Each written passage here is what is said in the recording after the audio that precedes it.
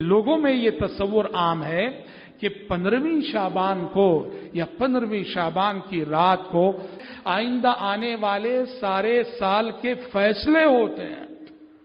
اس لیے لوگ خاص طور پر شعبان کی 15ویں رات کو خاص دعاؤں کا اہتمام کرتے ہیں کہ آج کی رات عمریں لکھی جاتی ہیں، آج کی رات رزق لکھا جاتا ہے، آج کی رات صحت لکھی جاتی ہے.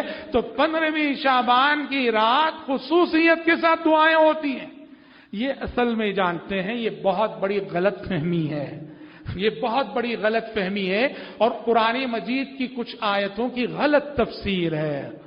یہ کیا ہے کہ لیلۃ القدر جو رمضان میں ہے، لیلۃ القدر کی ساری فضیلتیں اٹھا کے بعض لوگوں نے شعبان کی 15ویں رات پہ فٹ کر دی.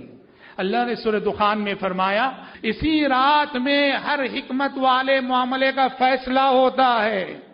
اب اس آیت کی تفسیر میں بعض لوگوں نے ایک تفسیر کر دی کہ اس سے مراد شعبان کی 15ویں رات ہے، اور یہیں سے یہ غلط فہمی ہوئی، جبکہ یہ بات غلط ہے. اس لیے کہ یہاں جس رات کی بات کی جا رہی ہے سورہ دخان کی اس آیت میں، وہ 15ویں شعبان کی رات نہیں بلکہ وہ رمضان کی لیلۃ القدر ہے. اسی لیے دیکھیے اس سے پہلے والی آیت میں کیا ہے، ہم نے اس قرآن کو ایک مبارک رات میں اتارا ہے.